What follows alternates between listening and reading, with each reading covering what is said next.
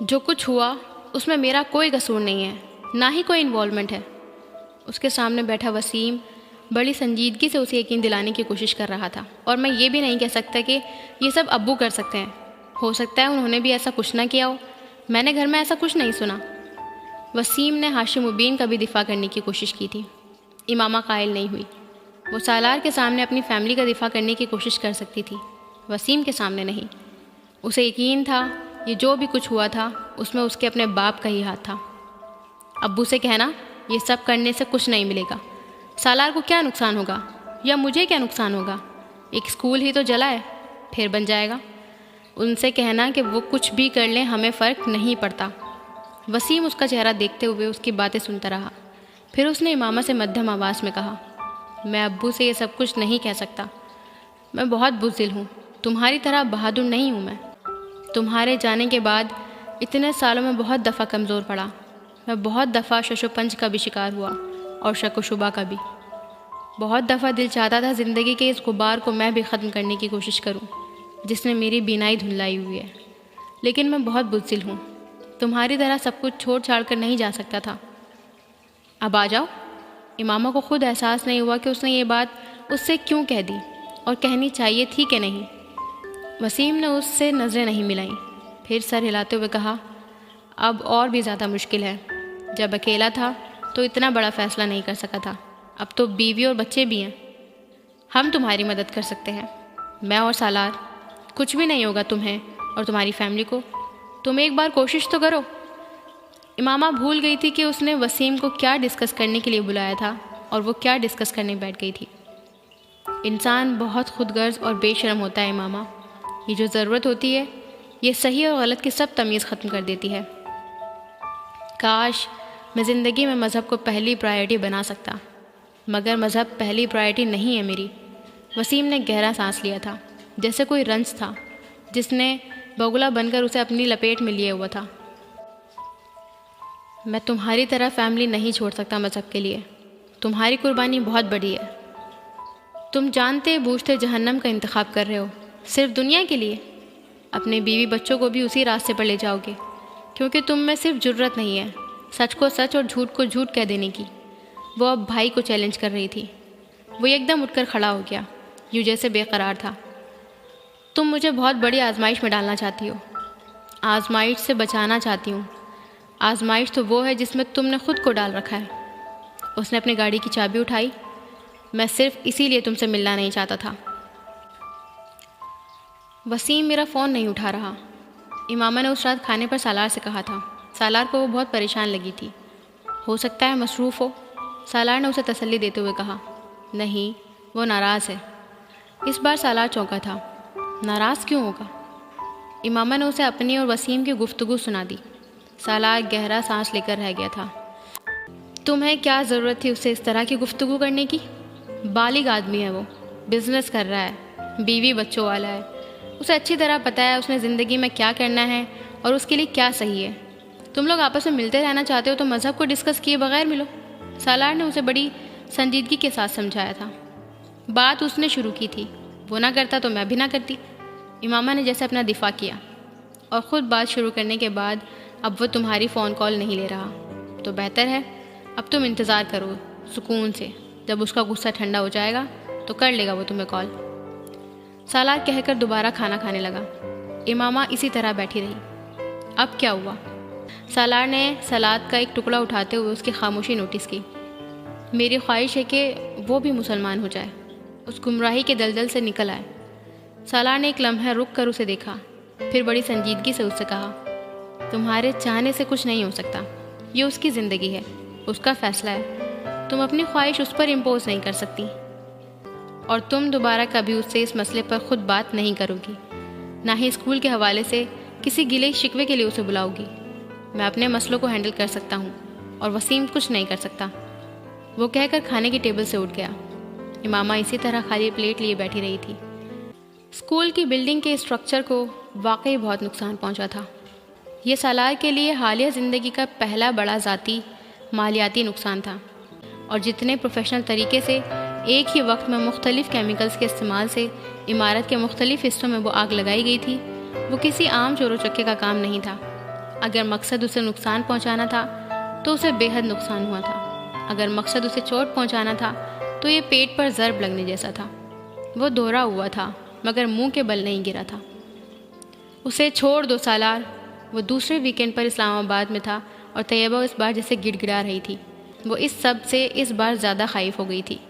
تمہیں شادی کا شوق تھا، وہ پورا ہو گیا ہے، اب چھوڑ دو اسے۔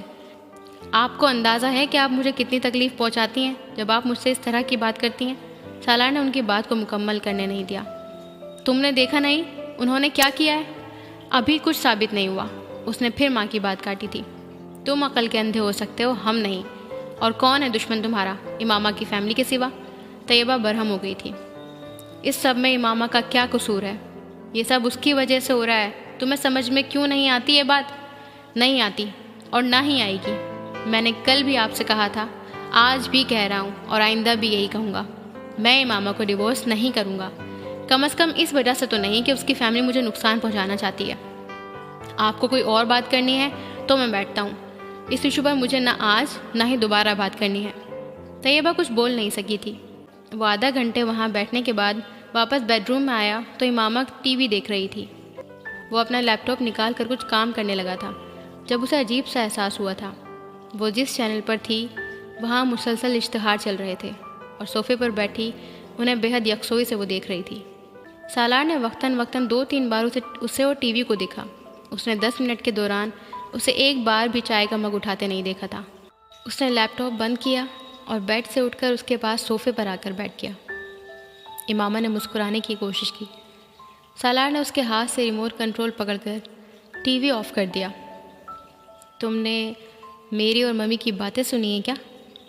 وہ چند لمحوں کے لیے ساکت ہو گئی تھی۔ وہ جن یا جادوگر نہیں تھا، شیطان تھا، اور اگر شیطان نہیں تھا تو شیطان کا سینئر منسٹر ضرور تھا۔ اس کی آنکھوں میں آنکھیں ڈالے اسے دیکھتے ہوئے جھوٹ بولنا بیکار تھا۔ اس نے گردن سیدھی کر لی۔ ہاں، کچن میں چائے بنانے گئی تھی میں، تم اور ممی لاؤنج میں بات کر رہے تھے، میں نے کچن میں سنا سب کچھ۔ اس نے سر جھکائے کہا۔ وہ اسے یہ نہیں بتا سکتی تھی کہ طیبہ کے مطالبے نے چند لمحوں کے لیے اس کے پاؤں کے نیچے سے زمین کھینچ لی تھی۔ تم جب یہاں آتے ہو وہ یہ سب کچھ کہتی ہیں تم سے؟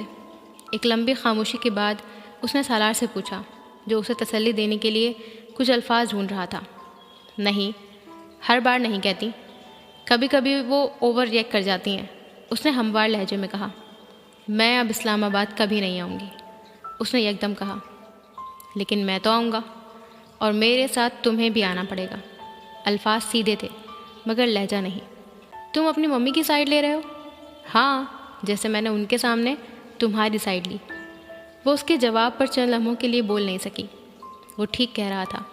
خاموشی کا ایک اور لمبا وقفہ آیا تھا، پھر سالار نے کہا، زندگی میں اگر کبھی میرے اور تمہارے درمیان علیحدگی جیسی کوئی چیز ہوئی تو اس کی وجہ میرے پیرنٹس یا میری فیملی نہیں بنے گی، کم از کم یہ ضمانت میں تمہیں دیتا ہوں۔ وہ پھر بھی خاموش رہی تھی۔ بولو کچھ۔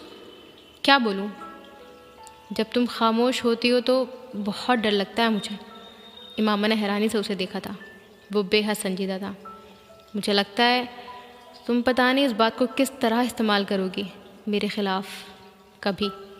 اس نے جملہ مکمل کرنے کے بعد کچھ توقف سے ایک آخری الفاظ کا اضافہ کیا۔ وہ اسے دیکھتی رہی لیکن خاموش رہی۔ سالار نے اس کا ہاتھ اپنے دونوں ہاتھوں میں لے لیا۔ تم میری بیوی ہو امامہ، وہ میری ماں ہے۔ میں تمہیں شٹ اپ کہہ سکتا ہوں، انہیں نہیں کہہ سکتا۔ وہ ایک ماں کی طرح سوچ رہی ہیں اور ماں کی طرح ریئیکٹ کر رہی ہیں۔ جب تم ماں بنو گی تو تم بھی اسی طرح ریئیکٹ کرنے لگو گی۔ انہوں نے تم سے کچھ نہیں کہا، مجھ سے کہا ہے، اور میں نے اگنور کر دیا۔ جس چیز کو میں نے اگنور کر دیا اسے تم سیریسلی لوگی تو حماقت ہوگی۔ وہ اسے سمجھا رہا تھا۔ وہ سن رہی تھی۔ جب وہ خاموش ہوا تو اس نے مدھم آواز میں کہا، میرے لیے سب کچھ کبھی ٹھیک نہیں ہوگا۔ جب سے شادی ہوئی ہے یہی کچھ ہو رہا ہے۔ تمہارے لیے ایک کے بعد ایک مسئلہ آ جاتا ہے۔ مجھ سے شادی اچھی ثابت نہیں ہوئی تمہارے لیے، ابھی سے اتنے مسئلے ہو رہے ہیں تو پھر بعد میں پتہ نہیں۔ سالار نے اس کی بات کاٹ دی۔ شادی ایک دوسرے کی قسمت سے نہیں کی جاتی، ایک دوسرے کے وجود سے کی جاتی ہے۔ اچھے دنوں کے ساتھ کے لیے لوگ فرینڈشپ کرتے ہیں، شادی نہیں۔ ہم دونوں کا پاسٹ، پریزنٹ، فیوچر جو بھی ہے، جیسا بھی ہے، ایک ساتھ ہی ہے اب۔ اگر تم کو لگتا ہے میں یہ ایکسپیکٹ کر رہا تھا کہ تم سے شادی کے بعد پہلے میرا پرائز بانڈ نکلے گا، پھر مجھے کوئی بونس ملے گا، پھر میری پروموشن ہوگی، اور پھر میں لوگوں کے درمیان بیٹھ کر بڑی خوشی سے یہ بتاؤں گا کہ میرڈ لائف میرے لیے بڑی لکی ہے، تو سوری، مجھے ایسی کوئی ایکسپیکٹیشن نہیں تھی۔ جو کچھ ہو رہا ہے وہ میرے لیے ہو سکتا ہے ان ٹائملی، غیر متوقع نہیں ہو سکتا میرے لیے۔ میں تمہارے لیے کس حد تک جا سکتا ہوں، کتنا مخلص ہوں، وہ وقت بتا سکتا ہے، اس لیے تم خاموشی سے وقت کو گزرنے دو۔ یہ چائے تو ٹھنڈی ہو گئی ہے، جاؤ دوبارہ چائے بنا لاؤ۔ وہ اس کا چہرہ دیکھتی رہی، کوئی چیز اس کی آنکھوں میں امڑنے لگی تھی۔ اس کی ضرورت نہیں ہے ماما۔ سالار نے اس کے چہرے پر پھیلتے آنسوؤں کو دیکھا تھا اور بڑی نرمی سے کہا۔ وہ سر ہلاتے اپنی ناک رگڑتے وہ اٹھ گئی، اس کی واقعی ضرورت نہیں تھی۔ سالار نے اس مسئلے کو کیسے حل کیا تھا یہ ماما نہیں جانتی تھی۔ اسکول کی تعمیر دوبارہ کیسے شروع ہوئی تھی اسے یہ بھی نہیں پتا تھا۔ سالار پہلے سے زیادہ مصروف تھا اور اس کی زندگی میں آنے والا ایک اور طوفان کسی تباہی کے بغیر گزر گیا تھا۔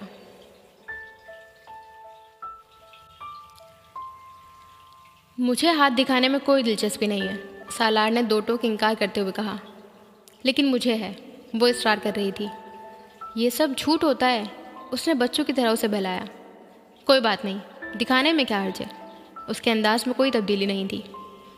تم کیا جاننا چاہتی ہو اپنے مستقبل کے بارے میں؟ مجھ سے پوچھ لو۔ سالار اسے اس پامش کے پاس لے جانے کے موڈ میں نہیں تھا جو اس 5 اسٹار ہوٹل کی لابی میں تھا جہاں وہ کچھ دیر پہلے کھانا کھانے کے لیے آئے تھے۔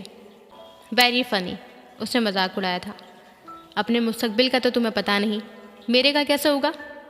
کیوں، تمہارا اور میرا مستقبل ساتھ ساتھ نہیں ہے کیا؟ اس نے مسکرا کر اسے جتایا تھا۔ اسی لیے تو کہہ رہی ہوں، پامش کے پاس چلتے ہیں، اس سے پوچھتے ہیں۔ اس کا اصرار بڑا تھا۔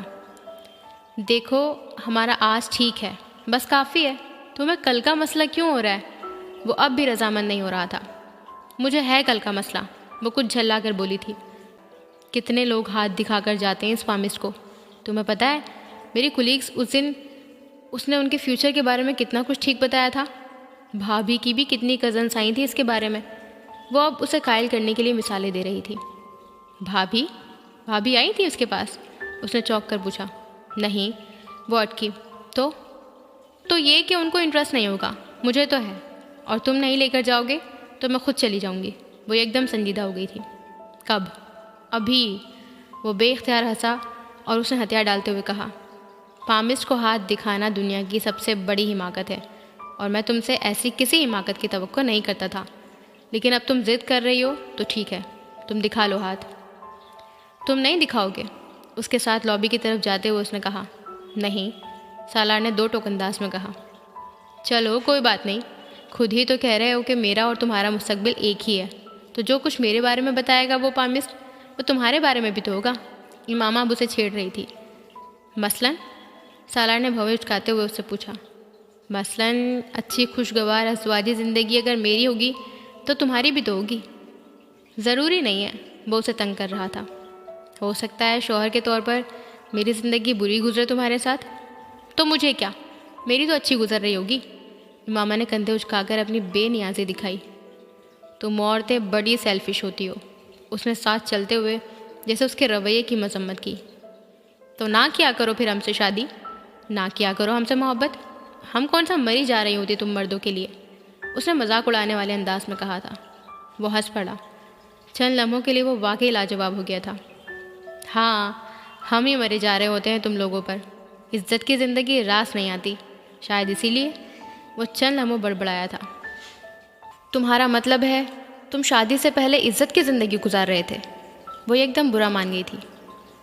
ہم شاید جنرلائز کر رہے تھے۔ وہ اس کا بدلتا موڈ دیکھ کر گڑبڑایا۔ نہیں، تم صرف اپنی بات کرو۔ تم اگر ناراض ہو رہی ہو تو چلو، پھر پامس کے پاس نہیں جاتے۔ سالار نے بے حد سہولت سے اسے موضوع سے ہٹایا تھا۔ نہیں، میں کب ناراض ہو رہی ہوں، ویسے ہی پوچھ رہی تھی میں تو۔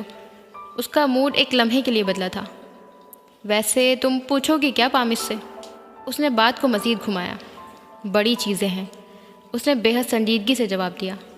وہ کچھ کہنا چاہ رہا تھا مگر تب تک وہ پامس کے پاس پہنچ چکے تھے۔ پامس اب اس کا ہاتھ پکڑے عدسے کی مدد سے اس کی لکیروں کا جائزہ لے رہا تھا۔ پھر اس نے بے حد سنجیدگی سے کہنا شروع کیا، لکیروں کا علم نہ تو حتمی ہوتا ہے نہ ہی الہامی، ہم صرف وہی بتاتے ہیں جو لکیریں بتا رہی ہوتی ہیں۔ بہرحال مقدر بناتا، سنوارتا اور بگاڑتا صرف اللہ تعالیٰ ہی ہے۔ وہ بات کرتے کرتے چند لمحوں کے لیے رکا، پھر اس نے جیسے حیرانی سے کچھ دیکھتے ہوئے بے اختیار اس کا چہرہ دیکھا، اور پھر برابر کی کرسی پر بیٹھے اس کے شوہر کو جو اس وقت اپنے بلیک بیری پر کچھ میسیجز دیکھنے میں مصروف تھا۔ بڑی حیرانی کی بات ہے، پامس نے دوبارہ ہاتھ دیکھتے ہوئے کہا، کیا؟ اس نے کچھ بےتاب ہو کر پامس سے پوچھا، آپ کی یہ پہلی شادی ہے؟ بلیک بیری پر اپنے میسیج چیک کرتے کرتے اس نے چونک کر پامس کو دیکھا۔ اس کا خیال تھا یہ سوال اس کے لیے تھا، لیکن پامس کی مخاطب اس کی بیوی تھی۔ ہاں، امامہ نے کچھ حیران ہو کر پہلے پامس اور پھر اسے دیکھا۔ او اچھا، پامس پھر کسی غور و خوض میں مشغول ہو گیا تھا۔ آپ کے ہاتھ پر دوسری شادی کی لکیر ہے، ایک مضبوط لکیر، ایک خوشگوار کامیاب دوسری شادی۔ پامس نے اس کا ہاتھ دیکھتے ہوئے جیسے حتمی انداز میں کہا۔ امامہ کا رنگ اڑ گیا تھا۔ اس نے گردن موڑ کر اپنے شوہر کو دیکھا، وہ اپنی جگہ پر بالکل ساکت تھا۔ آپ کو یقین ہے؟ امامہ کو لگا جیسے پامس نے کچھ غلط پڑا تھا اس کے ہاتھ پر۔ جہاں تک میرا علم ہے اس کے مطابق تو آپ کے ہاتھ پر شادی کی 2 لکیریں ہیں، اور دوسری لکیر پہلی لکیر کی نسبت زیادہ واضح ہے۔ پامس اب بھی اس کے ہاتھ پر نظریں جمائے ہوئے تھا۔ سالار نے امامہ کے کسی اگلے سوال سے پہلے جیب سے والیٹ اور والیٹ سے ایک کرنسی نوٹ نکال کر پامس کے سامنے میز پر رکھا، پھر بڑی شائستگی سے کہتا ہوا کھڑا ہوا، تھینک یو، بس اتنی انفارمیشن کافی ہے، ہم لیٹ ہو رہے ہیں، ہمیں جانا ہے۔ اسے اٹھ کر وہاں سے چلتا دیکھ کر امامہ نہ چاہنے کے باوجود اٹھ کر اس کے پیچھے آئی تھی۔ مجھے ابھی اور بہت کچھ پوچھنا تھا اس سے، اس نے خفگی سے سالار کے برابر میں آتے ہوئے کہا۔ مثلاً؟ سالار نے کچھ تیکھے انداز میں کہا۔ وہ فوری طور پر اس کے سوال کا جواب نہیں دے سکی۔ اس نے مجھے اور پریشان کر دیا ہے۔ امامہ نے اس کے سوال کا جواب نہیں دیا، لیکن جب وہ پارکنگ میں آ گئے تو اس نے گاڑی میں بیٹھتے ہی سالار سے کہا، اٹ واز یور چوائس۔ سالار، تم مجھے چھوڑ دو گے کیا؟ امامہ نے اس کی بات کے جواب میں یک دم کہا، یہ نتیجہ اگر تم نے پامس کی پیش گوئی کے بعد نکالا ہے تو مجھے تم پر افسوس ہے۔ سالار کو غصہ آیا تھا اس پر۔ امامہ کچھ خفیف سی ہو گئی۔ ایسے ہی پوچھا ہے میں نے۔ تمہیں پہلے کم وہم تھے میرے بارے میں کہ کسی پامس کی مدد کی ضرورت پڑتی؟ سالار کی خفگی کم نہیں ہوئی تھی۔ دوسری شادی تو وہ تمہاری پریڈکٹ کر رہا ہے، ایک کامیاب خوشگوار ازدواجی زندگی، اور تم مجھ سے پوچھ رہی ہو کہ کیا میں تمہیں چھوڑ دوں گا؟ یہ بھی تو ہو سکتا ہے تم مجھے چھوڑ دو۔ سالار نے اس بار چپتے ہوئے انداز میں کہا تھا۔ ان کی گاڑی اب مین روڈ پر آ چکی تھی۔ میں تو تمہیں کبھی نہیں چھوڑ سکتی، امامہ نے سالار کو دیکھے بغیر بے ساختہ کہا۔ پھر ہو سکتا ہے میں مر جاؤں اور اس کے بعد تمہاری دوسری شادی ہو۔ سالار کو ایک دم اسے چڑھانے کی سوچی۔ امامہ نے اس بار اسے خفگی سے دیکھا۔ تم بے وقوفی کی باتیں مت کرو۔ ویسے تم کر لینا دوسری شادی، اگر میں مر گیا تو اکیلی مت رہنا۔ امامہ نے کچھ اور برا مانا۔ میں کچھ اور بات کر رہی ہوں، تم کچھ اور بات کرنا شروع ہو جاتے ہو، اور تمہیں اتنی ہمدردی دکھانے کی ضرورت نہیں ہے۔ تم اصل میں یہ چاہتے ہو کہ میں تم سے یہ کہوں کہ اگر میں مر جاؤں تو تم دوسری شادی کر لینا۔ وہ کچھ لمحوں کے بعد یکدم بولی تھی۔ وہ اس کی ذہانت پر اش اش کر اٹھا تھا۔ تو کیا میں نہ کروں؟ سالار نے جان بوجھ کر اسے بڑی سنجیدگی سے چھیڑا۔ اس نے جواب دینے کے بجائے اسے بڑے پریشان انداز میں دیکھا۔ مجھے پامس کے پاس جانا ہی نہیں چاہیے تھا، وہ پچھتائی تھی۔ تم مجھ سے سود کے بارے میں سوال کرتی ہو اور خود یہ یقین رکھتی ہو کہ اللہ کے علاوہ کسی انسان کو کسی دوسرے انسان کی قسمت کا حال پتہ ہو سکتا ہے؟ وہ صاف گو تھا اور ہمیشہ سے تھا، مگر اس کی صاف گوئی نے امامہ کو کبھی اس طرح شرمندہ نہیں کیا تھا جس طرح اب کیا تھا۔ گھڑوں پانی پڑنے کا مطلب اسے اب سمجھ آیا تھا۔ انسان ہوں، فرشتہ تو نہیں ہوں میں، اس نے مدھم آواز میں کہا۔ جانتا ہوں، اور تمہیں فرشتہ کبھی سمجھا بھی نہیں ہے میں نے۔ مارجن آف ایرر دیتا ہوں تمہیں، لیکن تم مجھے نہیں دیتی۔ وہ اسے دیکھ کر رہ گئی۔ وہ ٹھیک کہہ رہا تھا، اور وہ بہت کم کوئی غلط بات کرتا تھا۔ امامہ کو یہ اعتراف تھا۔ زندگی اور قسمت کا پتہ اگر زائد تو پھر اللہ انسان کو عقل نہ دیتا، بس صرف یہی چیزیں دے کر دنیا میں اتار دیتا۔ وہ گاڑی چلاتے ہوئے کہہ رہا تھا اور وہ شرمندگی سے سن رہی تھی۔ جب مستقبل بدل ہی نہیں سکتے تو اسے جان کر کیا کریں گے؟ بہتر ہے غیب غیب ہی رہے۔ اللہ سے اس کی خبر کے بجائے اس کا رحم اور کرم مانگنا زیادہ بہتر ہے۔ وہ بول ہی نہیں سکی تھی۔ سالار بعض دفعہ اسے بولنے کے قابل ہی نہیں چھوڑتا تھا۔ یہ یقین اور یہ اعتماد تو اس کا اثاثہ تھا۔ یہ اس کے پاس کیسے چلا گیا تھا؟ اس رات امامہ کو پہلی بار یہ بے چینی ہوئی تھی۔ وہ ساتھی تھے، رقیب نہیں تھے، پر اسے چند لمحوں کے لیے سالار سے رقابت ہوئی تھی۔ وہ ایمان کے درجوں میں اس سے بہت پیچھے تھا۔ وہ اسے پیچھے کیسے چھوڑنے لگا تھا؟ وہ سالار کے ساتھ خانہ کعبہ کے صحن میں بیٹھی ہوئی تھی۔ سالار اس کے دائیں جانب تھا۔ وہ وہاں ان کی آخری رات تھی۔ وہ پچھلے 15 دن سے وہاں تھے اور اپنی شادی کے 7 ماہ بعد وہاں عمرے کے لیے آئے تھے۔ احرام میں ملبوس سالار کے برہنہ کندھے کو دیکھتے ہوئے امامہ کو ایک لمبے عرصے کے بعد وہ خواب یاد آیا تھا۔ سالار کے دائیں کندھے پر کوئی زخم نہیں تھا، لیکن اس کے بائیں کندھے کی پشت پر اب اس ڈنر نائف کا نشان تھا جو ہاشم مبین نے اسے مارا تھا۔ تم نے پہلے کبھی مجھے اس خواب کے بارے میں نہیں بتایا۔ وہ امامہ کے منہ سے اس خواب کا سن کر شاکڈ رہ گیا تھا۔ کب دیکھا تھا تم نے یہ خواب؟ امامہ کو تاریخ، مہینہ، دن، وقت سب یاد تھا۔ کیسے بھول سکتی تھی؟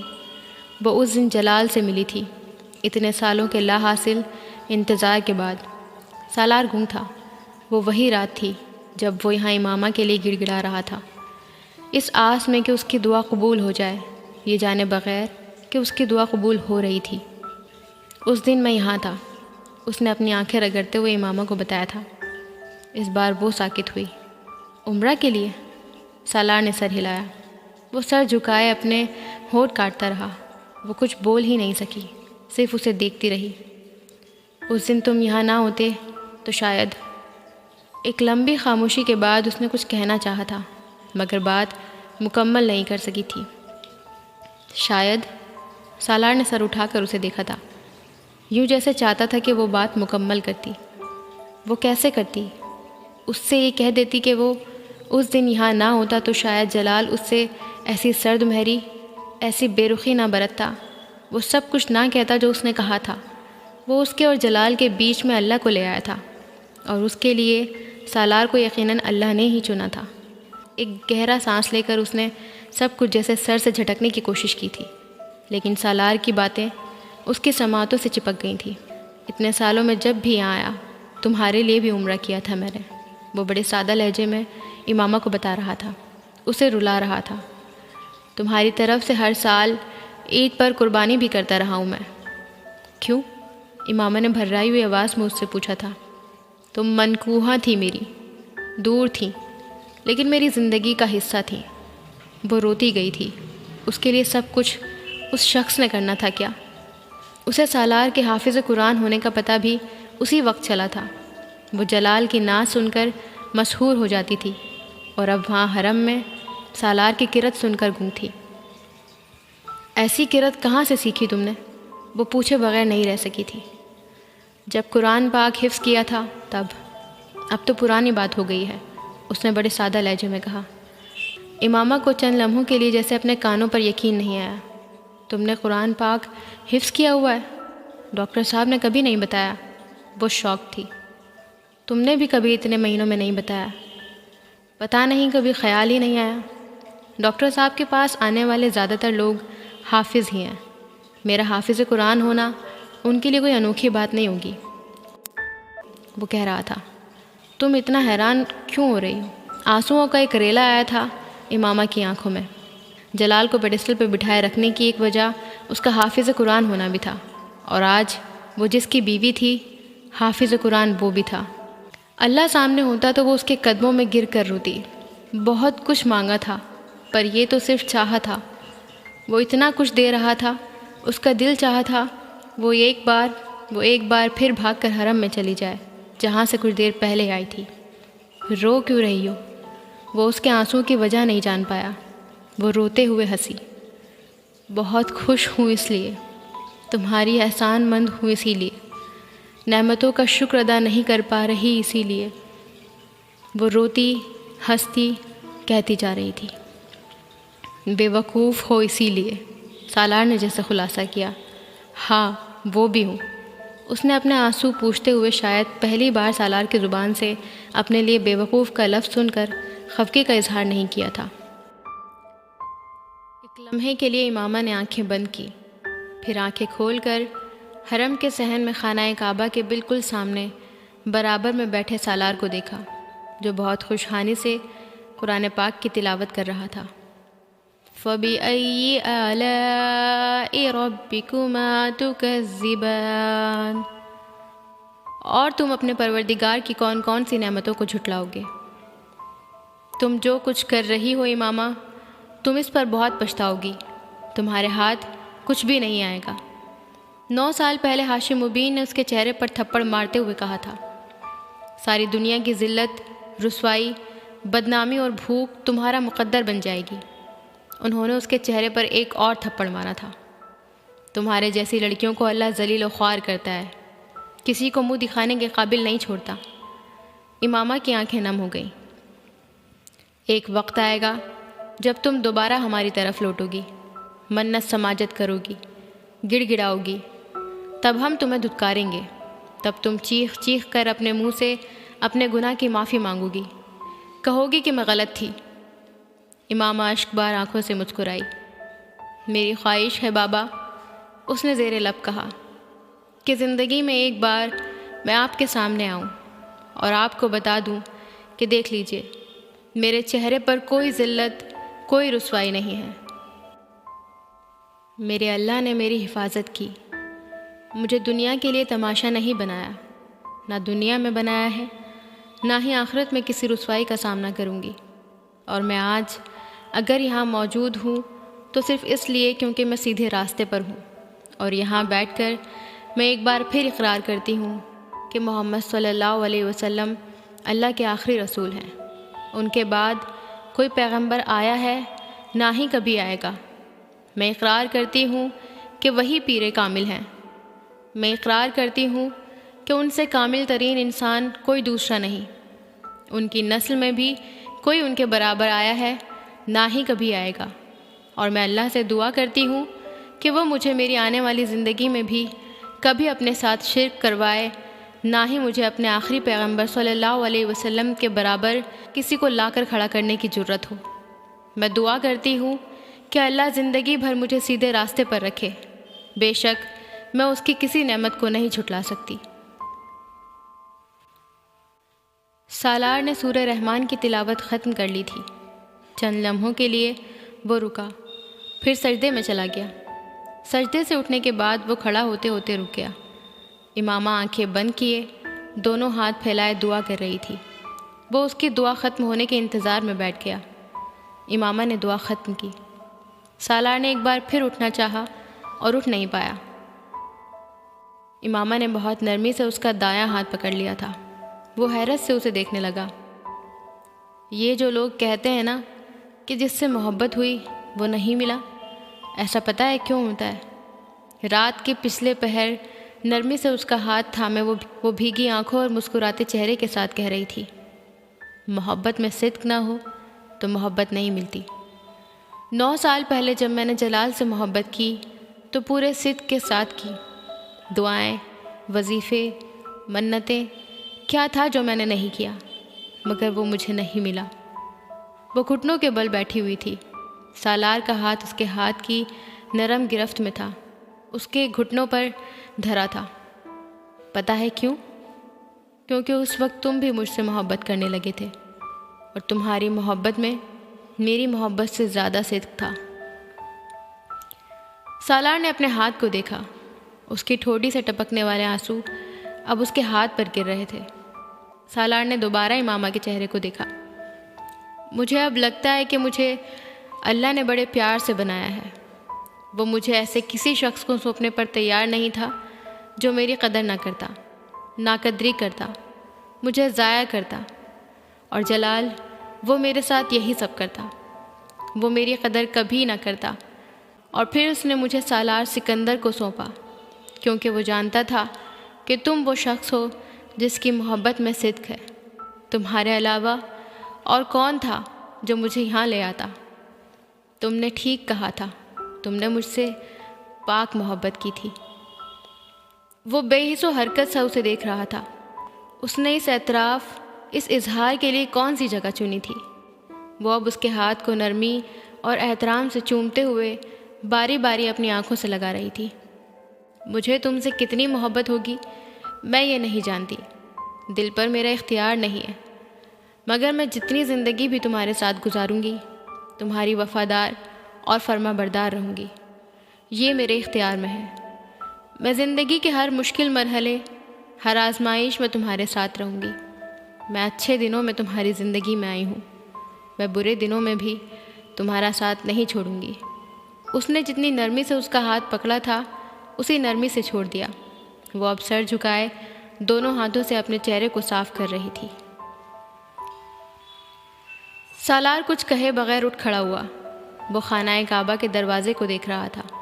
بلا شبہ اسے زمین پر اتارے جانے والی صالح اور بہترین عورتوں میں سے ایک دی گئی تھی، وہ عورت جس کے لیے سالار نے ہر وقت اور ہر جگہ دعا کی تھی۔ کیا سالار سکندر کے لیے نعمتوں کی کوئی حد رہ گئی تھی؟ اور اب جب وہ عورت اس کے ساتھ تھی تو اسے احساس ہو رہا تھا کہ وہ کیسی بھاری ذمہ داری اپنے لیے لے بیٹھا تھا۔ اسے اس عورت کا کفیل بنا دیا گیا تھا جو نیکی اور پارسائی میں اس سے کہیں آگے تھی۔ سالار، تم سے ایک چیز مانگوں؟ امامہ نے جیسے اس کی سوچ کے تسلسل کو روکا تھا۔ وہ اس وقت حرم کے صحن سے باہر نکلنے ہی والے تھے۔ سالار نے رک کر اس کا چہرہ دیکھا۔ وہ جانتا تھا وہ اس سے کیا مانگنے والی تھی۔ تم ایک بار نبی کریم صلی اللہ علیہ وسلم کا آخری خطبہ پڑھ سکتے ہو؟ سالار کو اندازہ نہیں تھا وہ اس سے یہ مطالبہ کرنے والی تھی۔ وہ حیران ہوا تھا۔ آخری خطبہ؟ وہ بڑبڑایا۔ ہاں، وہی خطبہ جو انہوں نے جبل رحمت کے دامن میں دیا تھا، اس پہاڑ پر جس پر 40 سال بعد حضرت آدم علیہ السلام اور حوا بچھڑ کر ملے تھے اور بخشے گئے تھے۔ امامہ نے مدھم آواز میں کہا۔ ایک جھماکے کے ساتھ سالار کو پتہ چل گیا تھا وہ اسے آخری خطبہ کیوں پڑھوانا چاہتی تھی۔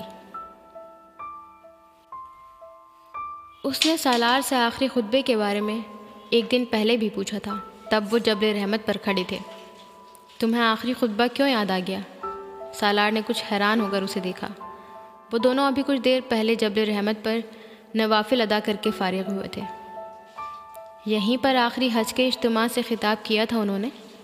وہ جبل رحمت کی چوٹی کے دامن کو دیکھ رہی تھی۔ ہاں، سالار نے اس کی نظروں کا تعاقب کرتے ہوئے نیچے جھانکا۔ تمہیں ان کا خطبہ یاد ہے؟ امامہ نے اس سے پوچھا۔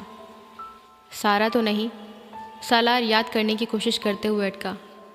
بس چند احکامات یاد ہوں گے، اس نے بات مکمل کی تھی۔ جیسے؟ امامہ نے مدھم آواز میں دل گردہ نکال دینے والی بے رحمی کے ساتھ اس کی آنکھوں میں آنکھیں ڈال کر پوچھا تھا۔ سالار اس کی نظروں سے نظریں ہٹا نہیں سکا۔ وہ بڑی نازک جگہ پر کھڑا کر کے اس سے اس کی زندگی کا مشکل ترین سوال پوچھ رہی تھی، اور سوال کا جواب ان کے درمیان آنے والی خاموشی کے وقفے میں بھی تھا۔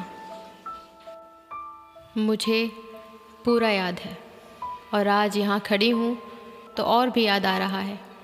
میں سوچ رہی ہوں آخر نبی کریم صلی اللہ علیہ وسلم نے وہ خطبہ یہیں کیوں دیا تھا، اس پہاڑ کے دامن میں کھڑے ہو کر جس پر حضرت آدم علیہ السلام اور حضرت حوا رضی اللہ تعالیٰ عنہ 40 سال کے بعد آپس میں ملائے اور بخشے گئے۔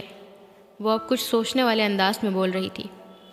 شاید اس لیے کیونکہ دنیا کا آغاز انہی دو انسانوں سے ہوا، اور دین مکمل ہونے کا اعلان بھی اسی میدان میں ہوا، اور اسی میدان میں ایک دن دنیا کا خاتمہ ہوگا۔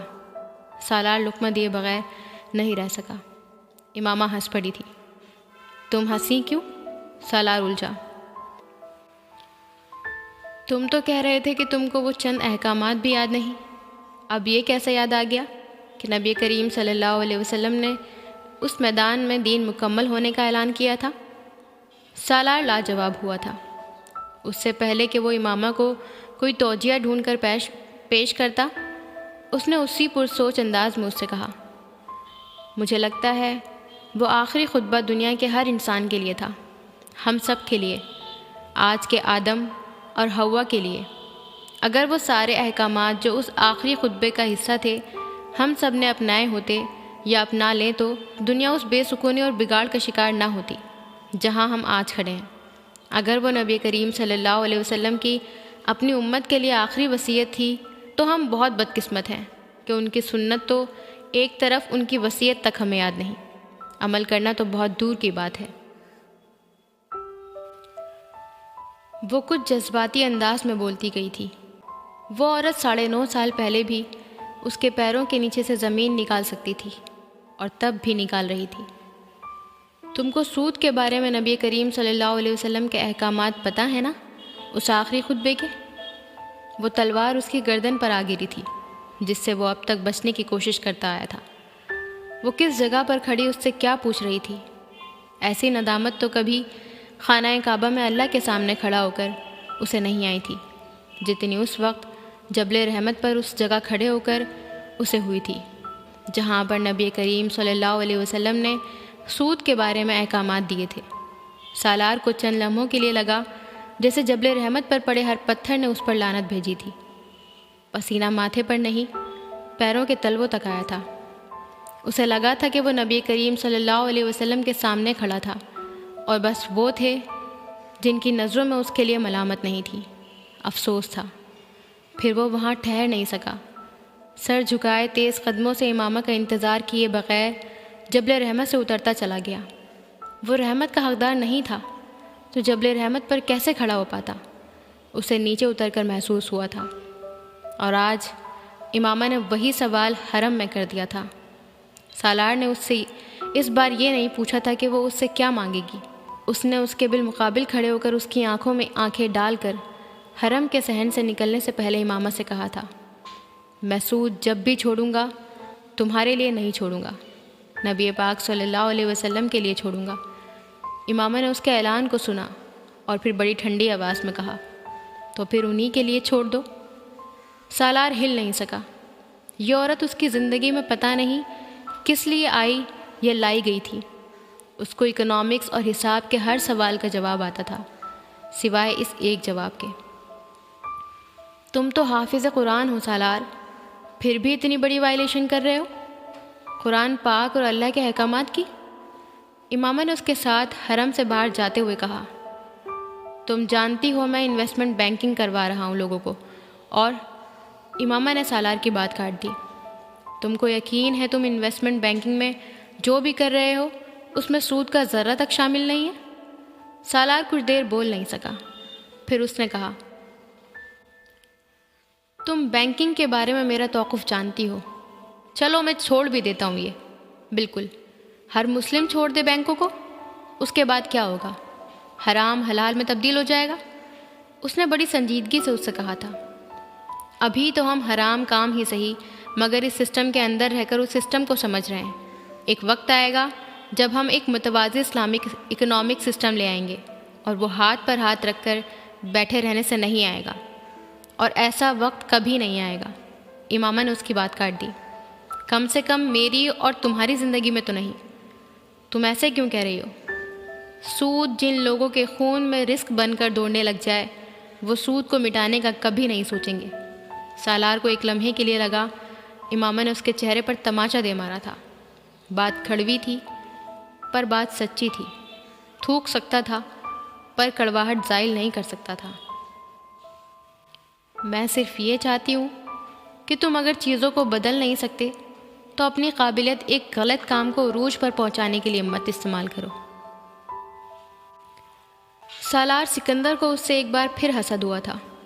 کیا اس کی زندگی میں ایسا کوئی وقت آنا تھا جب وہ امامہ ہاشم کے سامنے دیو بنتا اور بنا ہی رہتا، بونا نہ بنتا، فرشتہ دکھتا اور دکھتا ہی رہتا، شیطان نہ دکھتا؟ میں آخری خطبہ پڑھوں گا، کہنا وہ کچھ اور چاہتا تھا اور کہہ کچھ اور دیا تھا۔ مجھ سے سنو گے؟ امامہ نے اس کا ہاتھ تھامتے حرم سے باہر نکلتے ہوئے بڑے اشتیاق سے کہا، تمہیں زبانی یاد ہے؟ سالار نے بغیر حیران ہوئے اس سے پوچھا تھا۔ اتنی بار پڑھا ہے کہ لگتا ہے زبانی دہرا سکتی ہوں، وہ اب جیسے کچھ یاد کر رہی تھی۔ سناؤ، سالار نے اس کے ساتھ چلتے ہوئے کہا۔ سب تعریفیں اللہ ہی کے لیے ہیں، ہم اسی کی حمد و ثنا کرتے ہیں اور اسی سے مدد و مغفرت چاہتے ہیں اور اسی کے سامنے توبہ کرتے ہیں اور اسی کے دامن میں اپنے نفس کی خرابیوں اور برے اعمال سے پناہ چاہتے ہیں۔ جس کو اللہ تعالیٰ ہدایت دے دے اسے کوئی گمراہ نہیں کر سکتا، اور جس کو وہ گمراہ کر دے اسے کوئی ہدایت نہیں دے سکتا۔ اور میں گواہی دیتا ہوں کہ اللہ کے سوا کوئی معبود نہیں ہے، اور وہ اکیلا ہے اور اس کا کوئی شریک نہیں۔ اور میں اعلان کرتا ہوں کہ محمد صلی اللہ علیہ وسلم اللہ کا بندہ اور رسول ہے۔ اے لوگو، میں تمہیں اللہ سے ڈرنے کی وصیت کرتا ہوں اور تمہیں اس کی اطاعت کا حکم دیتا ہوں، اور اپنے خطبے کا آغاز نیک بات سے کرتا ہوں۔ لوگو سنو، میں تمہیں وضاحت سے بتاتا ہوں، کیونکہ شاید اس کے بعد کبھی تم سے اس جگہ نہ مل سکوں۔ اچھی طرح سے سن لو، تم میں سے جو حاضر نہیں وہ یہ باتیں غیر حاضر لوگوں تک پہنچا دیں۔ ممکن ہے اگلے لوگ یہاں موجود لوگوں کی نسبت ان باتوں کو زیادہ اچھی طرح یاد رکھیں اور ان کی حفاظت فرمائیں۔ اے لوگو، اللہ تعالیٰ نے سود کو حرام قرار دیا ہے، اور میں آج سے تمام سود کالعدم قرار دیتا ہوں، اور سب سے پہلے وہ سود معاف کرتا ہوں جو لوگوں نے میرے چچا عباس بن عبد المطلب کو ادا کرنا ہے۔ البتہ تم کو اپنی اصل رقم لینے کا حق ہے، جس میں نہ اوروں کا نقصان ہے نہ تمہارا۔ 35 سالہ غلام فرید ذات کے لحاظ سے کمہار تھا اور پیشے کے لحاظ سے اسکول کا چوکیدار تھا۔ گاؤں میں رہتا تھا لیکن شہر میں بسنے کے خواب دیکھتا تھا۔ اسے راتوں رات امیر بننے کا بھی بڑا شوق تھا۔ وہ 7 بہنوں کا اکلوتا اور سب سے بڑا بھائی تھا، جس کی شادی کا خواب اس کے پیدا ہوتے ہی ماں نے سجا لیا تھا۔ دھوم دھام کی شادی نے اگلے کئی سال غلام فرید کو وہ قرض چکانے میں مصروف رکھا۔ جب وہ قرض ختم ہوا تو پھر اس کی بہنوں کی شادیوں کے لیے قرض لینا پڑا، اور اس بار خاندان والوں کے انکار پر اس نے سود پر قرضہ لیا۔ 7 بہنیں تھیں، اگلے سال کسی نہ کسی کی شادی آ جاتی تھی۔ پچھلا قرضہ وہی کا وہی کھڑا رہتا تھا، مزید قرضہ سر چڑھ جاتا، اور پھر ایک کے بعد ایک بچے کی پیدائش۔ غلام فرید کو کبھی کبھی لگتا تھا کہ اس کا نام غلام قرض ہونا چاہیے۔ شادی کا 13 سالوں میں قرضہ تو اس نے ادا کر دیا، لیکن سود کی رقم اس کے سر پر اس کے بالوں سے بھی زیادہ ہو گئی تھی۔ اس کی بیوی بھی اسکول میں صفائی کا کام کرتی تھی، 2 بڑے بچے بھی گاؤں کی 2 دکانوں پہ کام کرتے تھے۔ کئی سالوں سے سود کی وہ سل پر بھی اس کے سینے سے ہٹی نہیں تھی۔ بوجھ تھا کہ بڑھتا ہی گیا۔ کئی بار وہ سوچتا تھا کہ ایک رات چپکے سے بیوی بچوں سمیت گاؤں سے بھاگ جائے۔ غلام فرید کے خوابوں کی گاڑی ساری رات چھکا چھک چلتی رہتی۔ گاؤں سے بھاگ جانا آسان تھا، لیکن ان لوگوں سے چھپنا آسان نہیں تھا اس نے قرضہ لیا ہوا تھا، اور لوگ اس کی چمڑی ادھیڑنے کے پر قادر تھے اور اسے کتوں کے آگے پھینکوا دیتے۔ راہ فرید غلام فرید کے پاس نہیں تھی، اور اگر کوئی تھی تو صرف ایک کہ وہ امیر ہو جاتا، اور پتہ نہیں کیوں اسے لگتا تھا کہ وہ امیر ہو سکتا ہے۔ اے لوگو، میں نے تمہارے پاس ایسی چیز چھوڑی ہے کہ تم اسے مضبوطی سے تھامے رہو گے تو میرے بعد ہرگز گمراہ نہ ہوں گے، یعنی اللہ کی کتاب اور اس کے نبی کی سنت۔ اور تم غلط سے بچو، لغو سے بچو، کیونکہ تم سے پہلے لوگ اسی کی وجہ سے ہلاک ہوئے۔ غلام فرید کی آخری اولاد تھی چنی، اور اگر اس کی بیوی نسیمہ زندہ رہتی اور وہ سب کچھ نہ ہوتا جو ہو گیا۔ 1.5 سالہ چنی کو اس کی پیدائش سے پہلے کئی بار مارنے کی کوشش کی گئی۔ نسیمہ کو جب اپنے 9ویں بار حاملہ ہونے کا علم ہوا تو اس نے گاؤں کی دائی سے ملنے والی ہر اس چیز کا استعمال کی جس سے اسقاط حمل ہو جاتا۔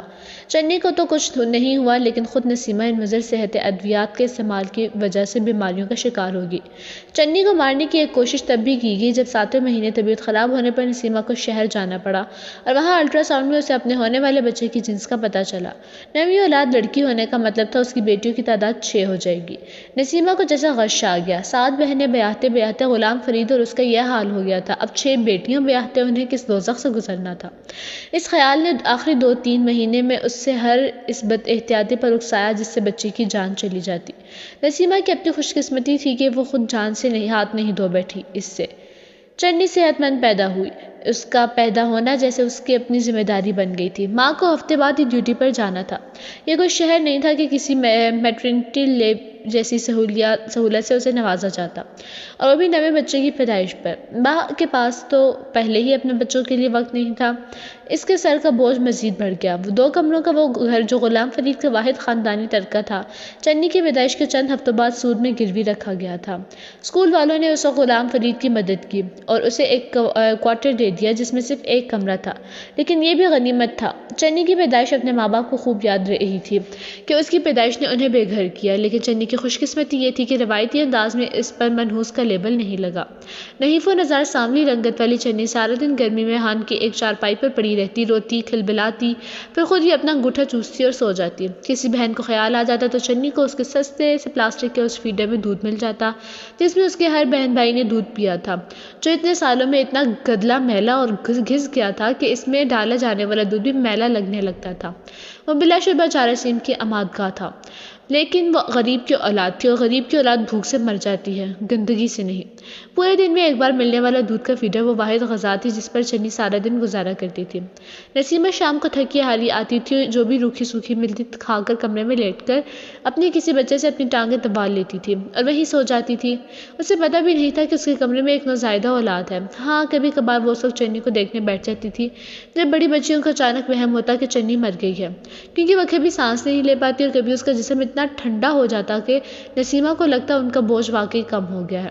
لیکن چنی اپنے ماں باپ کے سارے ارمانوں پر پانی پھیرتے ہوئے پھر سانس لینا شروع کر دیتی تھی۔ بھوک واحد مسئلہ نہیں تھا چنی کو۔ سارا دن وہ پیشاب اور پاخانہ میں لتھڑی پڑی رہتی تھی۔ چنی کے جسم پر کھجلی ہوئی اور پھر ایسے بڑھ گئی جیسے اس کی جلد عادی ہو کر خود ہی ٹھیک ہوتی گئی۔ کئی ہفتوں تک کسی کو خیال نہیں آیا کہ چنی کی پیدائش رجسٹر کروانی ہے، اس کا کوئی نام ہونا چاہیے۔ چنی اس نام اسے اس کی ماں نے اس کی جسامت دیکھ کر دیا تھا۔ پھر گاؤں میں حفاظتی ٹیکوں کی مہم والے آئے تو غلام فرید کو چنی کا نام اور پیدائش رجسٹر کروانی پڑی۔ غلام فرید نے اس کے لیے بھی 300 روپے کسی سے ادھار لیے تھے، اور وہ ادھار بھی گاؤں کی مسجد کے امام سے، اور ان 300 روپوں نے اس کی زندگی میں کیا کردار ادا کرنا تھا، اس کا اندازہ نہ غلام فرید کو تھا نہ ہی اس بچی کو جس کا نام کنیز رکھ دیا گیا تھا۔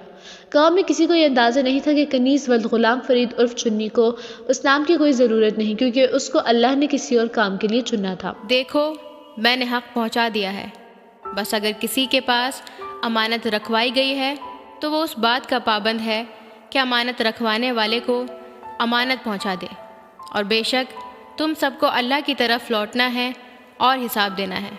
امام صاحب سے 300 کا وہ قرض ہی تھا جس نے پہلی بار غلام فرید کو یہ احساس دلایا کہ امیر بننا کوئی اتنا مشکل کام نہیں۔ مولوی نے اس کو قرض دینے کے ساتھ یہ ذمہ داری بھی سونپی تھی کہ وہ اسکول کے مالکان سے مسجد کے لیے چندہ لے کر انہیں دے۔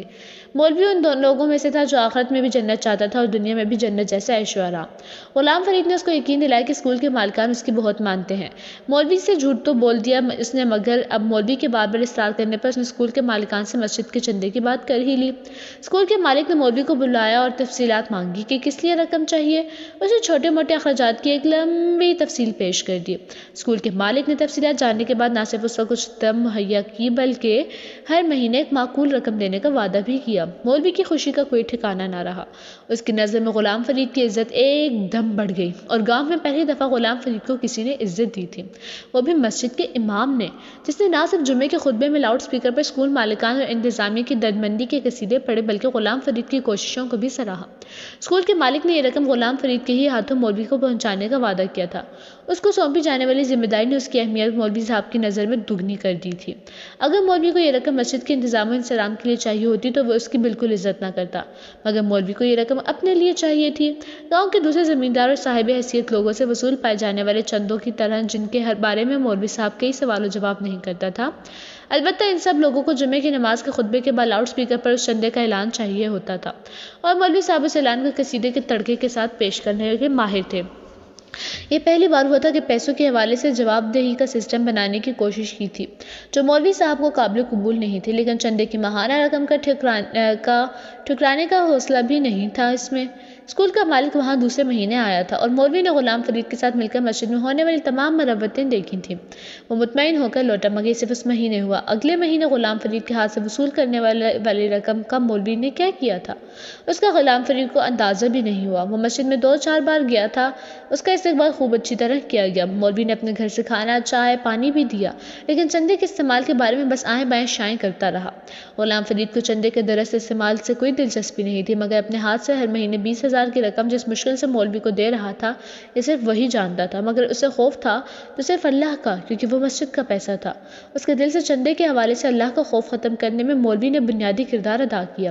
اگر مولوی مسجد کے پیسوں کو لوٹ کا مال سمجھ کر کھا رہا تھا تو غلام فرید کو بھی حق تھا۔ اس کے سر پہ بھی تو قرضہ تھا۔ 2-4 مہینے خود میں یہ ہمت پیدا کرتا رہا کہ وہ مولوی سے اس سلسلے میں بات کر سکے۔ اسے ان پیسوں میں حصہ چاہیے تھا، آدھا یا کم از کم 5,000 تو بنتا ہی تھا۔ اسکول کے مالک کو اطمینان ہو گیا کہ مولوی نے مسجد کی حالت کو بہتر کر لیا ہوگا۔ اس کے ماہانہ بھیجے گئے پیسوں سے قرآن پاک کی تعلیم کے لیے آنے والے بچوں اور مسجد کے بنیادی قسم کے اخراجات پورے ہوتے رہیں گے۔ غلام فرید نگران تھا کہ وہ یہ دیکھ لے مسجد میں آنے والے بچوں کو قرآن پاک قاعدے سپارے مسجد میں ہی مہیا کرے۔ غلام فرید کو اندازہ ہو گیا تھا کہ مسجد میں آنے والے کسی بچے کو مسجد سے کچھ نہیں مل رہا، اور اگر کچھ مل رہا تو بالکل بھی مفت نہیں مل رہا۔ یہ اس کی بے چینی کا آغاز تھا، اور اس وقت اسے بے چینی اپنی انتہا پر پہنچ گئی جب چوتھے مہینے مولوی نے نیا موٹر سائیکل خرید لیا۔ وہ اس کی نئی موٹر سائیکل دیکھ کر حیران، اس قدر حسد و خفگی کا شکار ہوا کہ وہ پیسوں کا ذکر کیے بغیر صرف مٹھائی کھا کر آ گیا۔ مولوی نے ماہانہ چندے کا پوچھا کیونکہ وہ مہینے کی پہلی تاریخ تھی۔ غلام فرید نے اس دن مسجد میں بیٹھ کے پہلا جھوٹ بولا کہ اسکول کا مالک ملک سے باہر چلا گیا ہے اور ابھی واپس نہیں آیا۔ مولوی کو ایک دم فکر لاحق ہوئی کہ اگر اسکول کا مالک فوری طور پر واپس نہ آیا تو پھر اس مہینے کے پیسے کون دے گا؟ غلام فرید نے اس کو اسکول کے مالک کا فون نمبر دے دیا تھا جو غلط تھا۔ وہ 20,000 کی رقم جیب میں لیے اس دن ایک عجیب سی کیفیت کے ساتھ مسجد سے نکلا تھا، یوں جیسے اس کی لاٹری نکلی تھی۔ اسے پتا تھا مولوی ہر سال مختلف چیزوں سے اکٹھی ہونے والی رقم کو اپنی رقم کے طور پر گاؤں کے انہی سود خوروں کو بزنس میں سرمایہ کاری کے لیے دیتے تھے۔ جو سود خور غلام فرید جیسے ضرورت مندوں کو وہ رقم دے کر انہیں ساری عمر کے لیے چھپایا بنا دیتے تھے۔ مولوی نے 1-1.5 ہفتہ مزید رقم کا انتظار کیا اور پھر کچھ بے صبری میں وہ نمبر گھما دیا تھا۔ نمبر آف تھا۔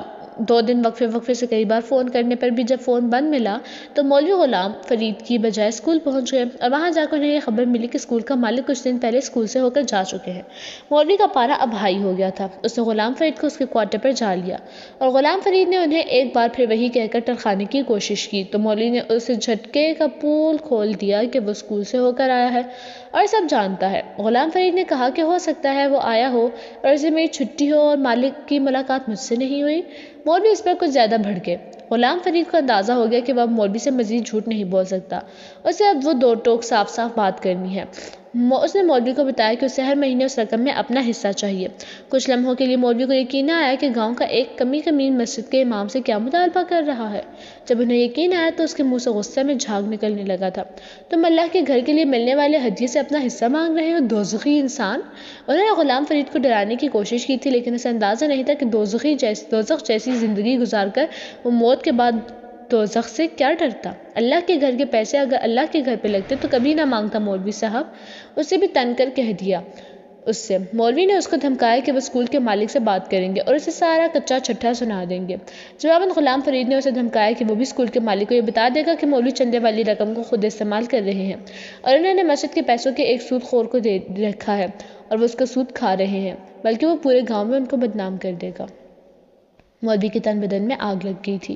اس کا بس چلتا تو غلام فرید کے ٹکڑے کر کے کتوں کو ڈال دیتا۔ وہ اسے جی بھر کے برا بھلا کہتا رہا۔ اس دن مولوی نے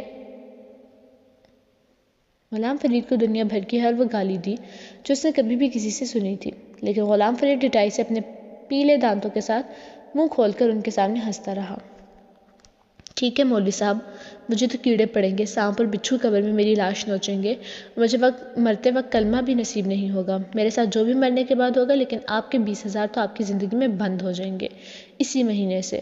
میں مالک کو کہہ دیتا ہوں کہ میں نے اس لیے آپ کو پیسے نہیں دیے کیونکہ آپ تو مسجد میں پیسہ لگا ہی نہیں رہے ہیں، تو سوچیں زیادہ نقصان جنتی کا ہوا یا دوزخی کا۔ سب گالم گلوچ اور لعنت ملامت کے بعد مولوی نے گھر آ کر اپنی بیوی سے مشورہ کیا اور پھر اگلے دن بڑے ٹھنڈے دل و دماغ کے ساتھ مولوی نے غلام فرید کے ساتھ 15,000 وصول کرنے پر اتفاق کر لیا۔ اور اس سے بھی بڑی اعلیٰ ظرفی کا مظاہرہ اس نے تب کیا جب غلام فرید نے کہا کہ اس مہینے کے 20,000 وہ پہلے ہی خرچ کر چکا ہے، یہ پچھلے 4 مہینے کے پیسوں سے اس کا کمیشن تھا۔ مولوی کا دل چاہا کہ اس غلام فرید نامی کو اپنے ہاتھوں سے گاؤں کے بیچ کھیتوں میں اس طرح پھانسی پر لٹکا دے جس طرح لوگ کھیتوں میں پرندوں کو ڈرانے کے لیے بیجا لگاتے ہیں۔ مگر اسے یاد آیا کہ سال کے آخر میں اسے اپنی بیٹی کی شادی بھی کرنی تھی اور وہ زمین بھی خریدی تھی جس کا بیانہ وہ کچھ دن پہلے دے کر آئے تھے۔ غلام فرید کو یقین نہیں آیا تھا کہ بیٹھے بٹھائے اس کو ہر ماہ تنخواہ سے کچھ ہی تھوڑی رقم ملنے لگی تھی، اور وہ رقم اگر وہ سود والوں کو دے دیتا تو بہت جلد اس کا سود ختم ہو جانے والا تھا۔ مگر اسے اندازہ نہیں تھا کہ مولوی سے دشمنی پال کر اس نے زندگی کی سب سے بڑی غلطی کر لی تھی، سود لینے سے بھی بڑی غلطی۔ اے لوگو، عورتوں کے معاملے میں اللہ سے ڈرو۔ تم نے اللہ کو گواہ بنا کر ان کو حلال کیا اور انہیں اپنی امان میں لیا ہے۔ تمہیں اپنی عورتوں پر حقوق حاصل ہیں، بالکل ویسے ہی جیسے تمہاری عورتوں کو تم پر حقوق حاصل ہیں۔ ان پر تمہارا حق یہ ہے کہ وہ کسی ایسے شخص کے ساتھ دوستی نہ کریں جسے تم پسند نہیں کرتے، اور تمہاری حرمت کی نگہبانی کریں، اور اگر وہ تمہاری فرما بردار رہتی ہیں تو پھر یہ ان کا حق ہے کہ تم ان کے ساتھ اچھا سلوک کرو اور ان کے نان و نفقے کی ذمہ داری اٹھاؤ۔ احسن سعد نے 3 سال کی عمر میں اپنی ماں کو اپنے باپ کے ہاتھوں پہلی بار پٹتے دیکھا تھا۔ اس نے کوئی بے حیائی کا کام کیا تھا، وہ کام کیا تھا وہ 3 سال کی عمر میں جان نہ سکا، لیکن اپنے باپ کی زبان سے بار بار ادا ہونے والے لفظ اس کے ذہن پر نقش ہو گیا تھا۔ اسے یہ بھی یاد تھا کہ اس کے باپ نے اس کی ماں کے چہرے پہ 2-3 تھپڑ بھی مارے تھے، اس کا بازو بھی مروڑا تھا اور پھر اسے دھکا دے کر زمین پر گرا لیا تھا۔ اسے وہ 4 غلیظ گالیاں بھی یاد تھیں جو اس کے باپ نے اس کی ماں کو دی تھیں۔ وہ خوف کے مارے کمرے میں موجود صوفے کے پیچھے چھپ گیا تھا، کیونکہ اس کو پہلا خیال یہ آیا تھا کہ اس کا باپ اب اس کو پیٹے گا۔ اس کے باپ نے اسے چپتے دیکھا تھا۔ مار کٹائی کے اس سین کے بعد فوراً اس کے باپ نے اسے صوفے کے پیچھے سے بڑے پیار سے نکالا تھا، پھر اسے گود میں اٹھا کر گھر سے باہر لے گیا۔ اگلے 2 گھنٹے وہ باپ کے ساتھ من پسند جگہوں کی سیر کرتا رہا اور من پسند چیزیں کھاتا رہا، لیکن اس کا ذہن وہیں اٹکا ہوا تھا۔ تم تو میرے پیارے بیٹے ہو، سب سے زیادہ پیارے ہو مجھے۔ اس کا باپ ان 2 گھنٹوں میں مسلسل بہلاتا رہا اس کو۔ وہ باپ کے گلے بھی لگ جاتا اور باپ کے کہنے پر اس کو چومتا بھی، لیکن وہ اس دن بہت خوفزدہ ہوا تھا۔ واپسی پر اس نے اپنی ماں کو معمول کے کاموں میں مصروف پایا۔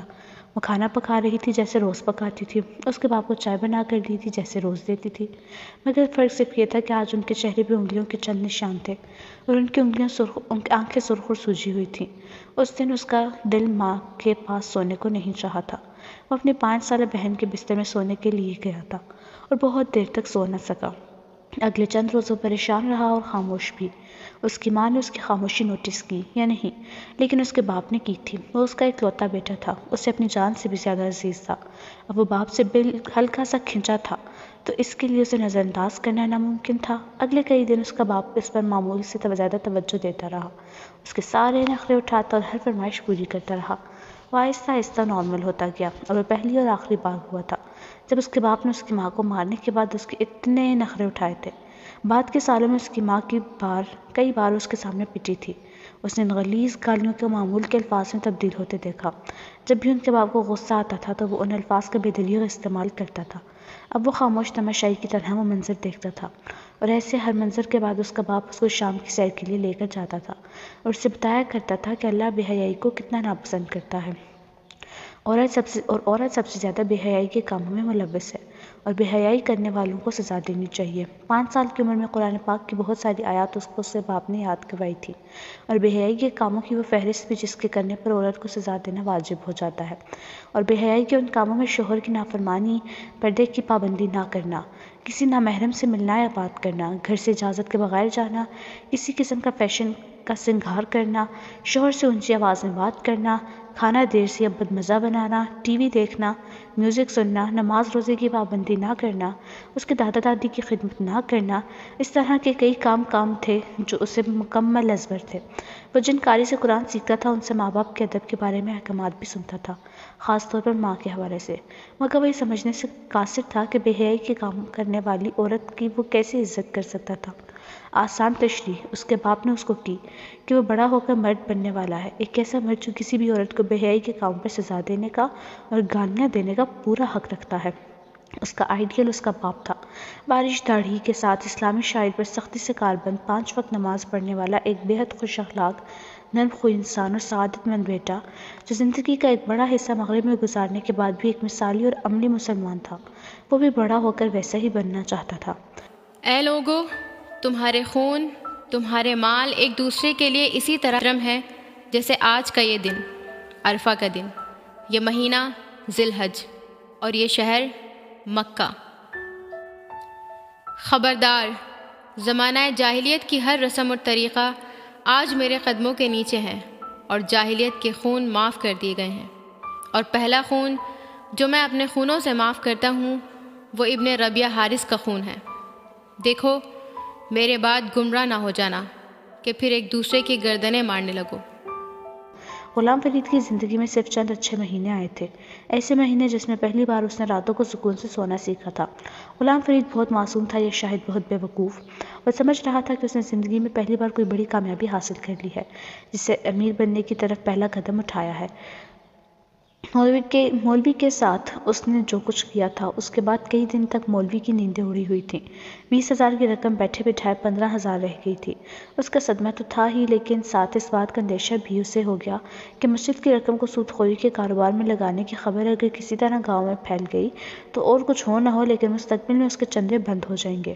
بدنامی کی تو خیر اسے فکر نہیں تھی، اور اگر بدنام ہو بھی جاتا تو بھی کوئی اسے مسجد کے امامت سے نہیں ہٹا سکتا تھا، کیونکہ اس کو باپ دادا کی جاگیر کی طرح ورثے میں ملی تھی، اور گاؤں والوں کو تو صحیح طرح وضو کرنا بھی نہیں آتا تھا۔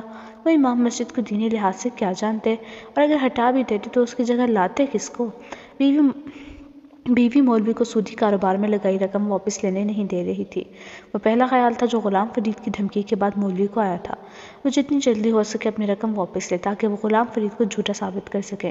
بیوی کا کہنا تھا اور کون سی ایسی جگہ ہے جہاں پیسہ لگانے پر 25% منافع مل جائے؟ بینک والے تو 8 یا 9 بھی رو دھو کر دیتے ہیں۔ بیٹیوں کے جہیز کہاں سے بنیں گے؟ ان کی شادی کے اخراجات کیسے پورے ہوں گے؟ مسجد کی امامت تو 3 وقت کی روٹی ہی پوری کر سکتی ہے۔ مولوی کو بیوی کی باتیں سمجھ تو آ رہی تھی، لیکن ساتھ ان کو یہ دھڑکا بھی لاحق تھا کہ کہیں کسی دن غلام فرید باقی 15,000 دینے سے انکاری نہ ہو جائے، اور ان کا خدشہ ٹھیک نکلا۔ 2 ماہ بعد غلام فرید نے اپنے گھر کے کچھ ناگزیر اخراجات کی بنا پر مولوی کو رقم دینے سے معذرت کر لی اور ان سے اگلے ماہ کی مہلت مانگی۔ یہ وہ لمحہ تھا جب مولوی نے گالم گلوچ لعنت و ملامت نہیں کی تھی انہیں۔ مولوی نے اس کو جہنم سے ڈرانے کے بجائے خود اس کی زندگی جہنم بنانے کا فیصلہ کر لیا تھا۔ انہوں نے اپنی بیوی کو بتائے بغیر گاؤں کے اس شخص سے رقم کا مطالبہ یہ کہہ کر کیا تھا کہ مسجد کی تزئین و آرائش کے لیے فوری طور پر ایک بڑی رقم چاہیے، اس لیے وہ چاہتے تھے کہ اپنی رقم میں سے کچھ مسجد میں چندہ کرے۔ جو جواب مولوی کو ملا تھا اس کے وہم و گمان میں بھی نہیں تھا۔ اس آدمی نے رقم واپس کرنے سے صاف انکار کر دیا۔ اس کا کہنا تھا کہ فی الحال رقم کاروبار میں لگی ہوئی ہے اور وہ اگلے 2-3 سال تک اس کا منافع تو دے سکتا ہے، لیکن اصل رقم واپس نہیں کر سکتا۔ مولوی کو وہاں کھڑے کھڑے دن میں تارے نظر آنے لگے۔ اس نے 5 لاکھ کی رقم اس آدمی کو دی ہوئی تھی۔ اس دن غلام فرید سے مولوی کی نفرت کچھ اور بڑھ گئی۔ گھر جا کر انہوں نے بیوی کو یہ قصہ سنایا۔ وہ بھی دل تھام کر رہ گئی، مگر اس نے مولوی کو یہ کہہ کر تسلی دی، چلے مولوی صاحب 2-3 سال بعد ہی صحیح، دے گا تو دے گا نا، اور شکر ہے اس نے منافع دینے سے انکار نہیں کیا۔ میں تو پہلے ہی آپ کو روک رہی تھی، لیکن پتہ نہیں آپ کو کیا سوجی کہ لگی لگائی روزی پہ لات مارنے چلے۔ اسے مولوی سے یہ کہتے ہوئے یہ پتہ نہیں تھا کہ لگی لگائی روزی خود ہی انہیں لات مار دینے والی تھی۔ اگلے مہینے پھر مولوی کو غلام فرید سے پیسے نہیں ملے، اور اس مہینے ساہوکار نے اس کو منافع کی رقم بھی نہیں دی۔ 1 ماہ پہلے مولوی کے رقم کے مطالبے نے جیسے اسے چکنا کر دیا تھا کہ وہ پارٹی ٹوٹنے والی ہے تو وہ کیوں منہ بھر بھر کے اس کو منافع کھلاتا۔ اب اس کی باری تھی دیا گیا سارا منافع واپس وصول کرنے کی، لیکن اس نے مولوی سے یہ باتیں نہیں کی، بلکہ اسے 6 مہینے کی مہلت مانگی اور یہ کہا تھا کہ 6 ماہ کا منافع وہ اکٹھا دے گا۔ پھر اس میں شدید مالی بحران آیا تھا۔ اس نے مولوی سے نہ صرف دعا کی درخواست کی بلکہ کوئی قرآنی وظیفہ بھی مانگا۔ مولوی کو ٹھنڈے پسینے آ گئے تھے اس کی باتیں سن کر، اور کچھ بعید نہیں کہ ہاتھ ہی فیل ہو جاتا۔ وہ لکھ پتی سے ککھ پتی بن گئے تھے، وہ بھی دن دہاڑے۔ مولوی صاحب چپ چاپ وہاں سے تو اٹھ کر آ گئے، لیکن اس نے اپنے مالی نقصان کا سارا غصہ غلام فرید پہ اتارا تھا۔ انہوں نے اسکول سے اس کے مالک کا نمبر لیا تھا اور پھر اسے فون کر کے غلام فرید پہ جی بھر کر الزامات لگائے۔ مالک کا رد عمل فوری تھا۔ وہ پہلی فرصت میں گاؤں آیا تھا اور مولوی سے ملاقات کے بعد غلام فرید کی صفائیاں وضاحتیں سننے کے باوجود اسے نوکری سے فارغ کر دیا۔ غلام فرید کے سر پہ جیسے پہاڑ آ گرا تھا۔ صرف اسے نہیں، اس کی بیوی کو بھی نکال دیا گیا تھا اور ان سے کوارٹر بھی خالی کروا لیا گیا تھا۔ 11 لوگوں کا وہ خاندان چھت سے بے چھت ہو گیا تھا۔ وسائل اتنے نہیں تھے کہ وہ گاؤں میں کوئی مکان کرائے پر لے لیتے۔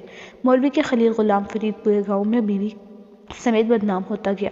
वो एक चोर था जिसने अल्लाह के पैसों को भी नहीं छोड़ा था। गांव वालों ने मौलवी के दोहरे गए किस्से सुन सुनकर गुलाम फरीद का सोशल बाइकआउट कर दिया। गुलाम फरीद ने भी मौलवी के कारनामे गांव वालों को बताने की कोशिश की, लेकिन एक कमीन और चोर की बात पे कौन यकीन करता। मौलवी बरियूस जिम्मा और मासूम करार पाया। पता नहीं वो कौन सा लम्हा था जब गुलाम फरीद अपनी जहनी तवाज़ुन खोना शुरू हुआ। भूख और तंगदस्ती ने उसका दिमाग ख़राब किया। गाँव वालों की बातों और तानों ने, लड़कपन में दाखिल होती बेटियों पर पड़ती गाँव के लड़कों की गंदी नज़रों और अपनी बेबसी ने, या फिर उन सूदखोरों की धमकियों ने जो उसे सूद की किस्तें अदा न करने पर बार बार इस अहाते के टूटे दरवाजे के बाहर खड़े होकर मारपीट करते, जहाँ जानवरों के एक बाड़े के बराबर गुलाम फरीद ने भी लकड़ी की छत डालकर वक्ती तौर पर अपना ख़ानदान को छत फराहम की थी। पता नहीं क्या हुआ था गुलाम फरीद को। चुन्नी 1 साल की थी जब गुलाम फरीद ने एक रात अपने ख़ानदान के 9 अफराद को ज़िबह कर दिया। चुन्नी वाहिद बच गई थी। वो गुलाम फरीद को मरी हुई लगी। 9 इंसानों को मारने के बाद गुलाम फरीद ने अपनी जान नहीं ली थी। वो जिंदा था ही कब? ख़ानदान को मार देना ही वो हल था जिसे वो एक अनपढ़ शख्स ने गुर्बत और कर्ज से निजात के लिए निकाला था, जब कोई हल ही बाकी ना रहा था। 1 साल की चुन्नी को कुछ याद नहीं था, न कातिल न मकतूल। ऐ लोगो, ना तो मेरे बाद कोई नया पैगंबर या नबी आएगा, ना तुम्हारे बाद कोई नई उम्मत। मैं तुम्हारे पास अल्लाह की किताब और अपनी सुन्नत छोड़कर जा रहा हूँ। अगर तुम उन पर अमल करोगे तो कभी गुमराह नहीं होंगे। वो रात हाशिम मुबीन की ज़िंदगी की मुश्किल तरीन रातों में से एक थी। उन्होंने एक भयानक ख्वाब देखा था कुछ देर पहले, मगर ख्वाब इंसान जागती आंखों से कैसे देख सकता है, और ख्वाब में भी इंसान की अपनी औलाद और अपने वालिदैन के साथ ऐसी बेरहमी का सलूक कैसे कर सकती है कि इंसान एक लम्हे के लिए उसके अपनी सगी औलाद होने पर शबा करे। वो स्टडी में बैठी अपनी जायदाद और बैंक बैलेंस और दूसरे सासाजात की फाइल्स अपने सामने मेज़ पर ढेर लिए सिर्फ ये सोच रहा था कि ये सब उनके साथ क्यों हो रहा था। औलाद बाप के मरने के बाद तरका पर लड़े तो समझ में आता है, मगर औलाद माँ बाप की ज़िंदगी में ही उनके सामने इस तरह जायदाद के हिस्सों और पाई पर लड़े जैसे माँ बाप मर गए हों तो माँ बाप की कौन सी सलीब पर चढ़ना पड़ता है। हाशिम मुबीन आजकल इसी सलीब पर चढ़े हुए थे। हाशिम मुबीन ने सारी ज़िंदगी एक बादशाह की तरह गुजारी थी। वह सब पर हावी रहे थे और उनकी किसी भी औलाद की ये मजाल नहीं थी कि वह उसके सामने सर उठाए, और अब इसलिए हाशिम मुबीन पर वही औलाद उंगलियां भी उठा रही थी और गुस्ताखाना बातें भी कर रही थी। उसने सारी ज़िंदगी अपनी औलाद को बेहतरीन लाइफस्टाइल देने के लिए कई समझौते किए, जिसमें वो सही और गलत की तमीज़ भी भूल गए। कब कब उसने ज़मीर का सौदा किया था वो भी उसे याद आ रहा था, और कब कब इंसानियत का और कब कब मज़हब का। वो बेचैन होकर उठकर कमरे में फिरने लगे। मालो ज़र का वो ढेर जो उसने अपना मज़हब बेच और बदल कर इकट्ठा किया था, वो शायद इसी काबिल था कि उसकी औलाद उसे लूट लेती, और फिर ज़िंदगी के इस लम्हे पर इस एक गलती के साथ इमामा याद आई। उन्होंने उसे जहन से झटका, फिर झटका, फिर झटका, और वो फिर रुक गए। फ़ायदा क्या था इस कोशिश का? पहले कभी इसमें कामयाब हुए थे जो आज होते? कितने साल हुए थे उसे देखे हुए, उससे मिले हुए। आखिरी बार उन्होंने उस होटल में देखा था सालार के साथ, और आखिरी बार उन्होंने उसकी आवाज़ कब सुनी थी, उसे कब बात की थी, उन्हें याद नहीं था। ये कैसे भूल जाता हूँ वसीम की मौत पर। कितने साल गुजर गए थे। उन्होंने एक गहरा सांस लिया, आंखों में आने वाली नमी साफ की। पता नहीं ये नमी वसीम के लिए आई थी या इमामा के लिए। आने वाले हफ्ते में सब कुछ बिकना और बटना था। ये घर, ये फैक्ट्री, ज़मीन, प्लॉट्स, अकाउंट्स का ज़िया, सब असासे। अगर कुछ बनने के काबिल ना था तो वह हाशिम मुबीन और उसकी बीवी थी, जिन्हें कोई भी साथ रखने पर तैयार नहीं था। ये वही रात थी जब उन्होंने एक बार इमामा से मिलने का सोचा था। ये वही रात थी जब उन्होंने सोचा कि शायद उनकी बाकी औलाद की तरह इमामा को भी जायदाद में हिस्सा देना चाहिए, और वे जानते थे कि वे इस सोच पर कभी अमल नहीं कर सकते। वो इमामा को अपनी जायदाद का वारिस नहीं बना सकते थे, क्योंकि इसलिए उससे बहुत सारे एतराफ़ात करने पड़ते। उम्र के इस हिस्से में उसने पहली दफ़ा ये सोचा कि वो कुछ एतराफ़ कर लें ताकि ज़मीर का बोझ थोड़ा कम हो। गुनाह का बोझ घटाना तो अब नामुमकिन रहा। और शैतान से ख़बरदार रहो, वो उस बात से मायूस हो चुका है कि इस ज़मीन पर उसकी परस्तिश की जाएगी, लेकिन वो इस बात पर राज़ी है कि तुम्हारे दरमियान फितना व फसाद पैदा करता रहे। इसलिए तुम उससे अपने दीन और ईमान की हिफाजत करो। मवेशियों के इस अहाते में अपने ख़ानदान की लाशों के पास चंद घंटे बैठे रहने के बाद गुलाम फरीद उस रात पहली बार जाकर जानवरों के बाड़े में सोया था। उसके ख़ानदान की लाशें सुबह सवेरे दूध लेने वाले कुछ लोगों ने देखी थी, और इसके बाद गांव में कोहराम मच गया। गुलाम फरीद ने इस कोहराम के दौरान भी जानवरों के बाड़े में ही छड़ी के पास रुक के बैठा उसे घूरता रहा। पूरा गाँव उस अहाते में आ गया था, तो लोगों ने गुलाम फरीद को भी देख लिया, और उस खून आलूद छुरी को भी। वो पहला मौका था जब गांव में से कोई उसको गाली न दे सका। ہمیشہ کی طرح وہ اس سے دہشت زدہ ہو گئے تھے۔ اس کو دور دور سے دیکھ کر ایسی سرگوشیاں کر رہے تھے جیسے وہ چڑیا گھر میں رکھا ہوا پنجرے میں بند کوئی جنگلی جانور ہو۔ اس دن گاؤں میں سے کسی نے نہ تو اسے ماں بہن بیوی کی فحش گالی دی تھی، نہ ہی کوئی طعنہ دیا تھا اور نہ ہی لعنت و ملامت، نہ ڈرایا دھمکایا گیا اور نہ ہی اسے یاد کرایا گیا کہ اس نے اگر اس تاریخ تک سود کی قسط ادا نہ کی تو اسے ٹکڑے کرنے کے بعد اس کی بیوی اور بیٹیوں کے ساتھ کیا کیا جائے گا۔ زندگی میں پہلی بار اس نے غلام فرید نے جیسے چند لمحوں کے لیے جانور بننے کے بعد انسان جیسا درجہ حاصل کر لیا تھا۔ پولیس آنے سے قبل مولوی صاحب بھی موقع واردات پر پہنچے۔ وہ رستے میں سن چکے تھے کہ غلام فرید نے کیا کیا تھا، لیکن اس کے باوجود 9 لاشوں اور اس کے درمیان بلکتی ایک بچی نے ان پر لرزہ طاری کر دیا۔ اسے لگا جیسے غلام فرید کو اللہ نے اس کے کیے کی سزا دی ہے، اس برائی پر جو اس نے مولوی کے ساتھ کی تھی، اور یہ بات وہ اگلے کئی مہینے جمعے کے خطبے میں دہراتے رہے۔ اپنی مومنیت رجسٹر کروانے کا اس سے اچھا اور کون سا موقع ہو سکتا تھا؟ پولیس کے پہنچنے پر مولوی صاحب نے ہی ان کا استقبال کیا تھا اور وہ شیطان دکھایا تھا جو پھانسی کا حقدار تھا۔ اس شیطان نے کسی بھی مزاحمت کے بغیر خود کو پولیس کے حوالے کر دیا۔ ہاں، میں نے ہی مارا ہے سب کو، اور صرف اس لیے کیونکہ میں نہیں چاہتا تھا کہ وہ بھی ایسی زندگی جیں جیسی غلام فرید جی رہا تھا۔ میں کچھ بھی کر لیتا، کسی جائز طریقے سے اپنا قرض نہیں اتار سکتا تھا، غلام فرید نے پولیس کے سامنے اپنے اعترافی بیان میں کہا۔ جان جاؤ کہ ہر مسلمان دوسرے مسلمان کا بھائی ہے اور تمام مسلمان ایک امت ہیں۔ کسی کے لیے یہ جائز نہیں کہ وہ اپنے بھائی سے کچھ لے سوائے اس کے جسے اس کا بھائی اپنی رضامندی اور خوشی سے دے، اور اپنے نفس پر اور دوسرے پر زیادتی نہ کرو۔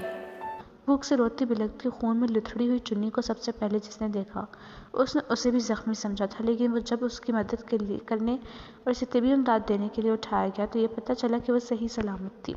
گاؤں والوں کے لیے یہ ایک معجزہ تھا۔ غلام فرید کا کوئی بھائی نہیں تھا۔ وہ بہنوں میں سے ایک اس بات پر تیار ہوئی کہ وہ چنی کو ان کے پاس رکھے گی۔ نسیمہ کے خاندان میں کوئی بھی اس پر تیار نہیں ہوا تھا وہ ایک قاتل کی بیٹی کو اپنے گھر میں پالے، لیکن فوری طور پر چنی کو دیکھ بھال صلہ رحمی کے جذبے کے تحت ان کے ایک پرانے ہمسائے نے کرنا شروع کر دی۔ چنی کو پیدائش کے بعد زندگی میں پہلی بار پیٹ بھر کے خوراک اور اچھے کپڑے اور بستر نصیب ہوا تھا۔ جس دن اس کا خاندان قتل ہوا، وہ چنی جس کو کبھی ماں باپ نے غور سے نہیں دیکھا، اسے دیکھنے پورا گاؤں امٹ آیا، سوائے اس کے دودیالی اور ننیھالی خاندانوں کے، جنہیں یہ خدشہ تھا کہ کہیں یہ ذمہ داری ان کے گلے نہ پڑ جائے۔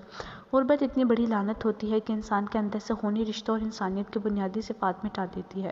صرف غلام فرید کی ایک بہن ایسی تھی جس کے 4 بچے تھے، اور ان میں سے بھی 3 بیٹے، تو دونوں خاندانوں کا دباؤ اسی پر پڑا تھا۔ صدمے اور غم سے بحالی کی کیفیت میں وہ اپنے اکلوتے بھائی کی آخری نشانی کو اپنے پاس رکھنے پر تیار تو ہو گئی تھی، لیکن اس کے شوہر اور سسرال والوں نے اس کا وہ صدمہ اس حادثے کے دوسرے دن ہی اپنے تیوروں اور ناراضگی سے ختم کر دیا۔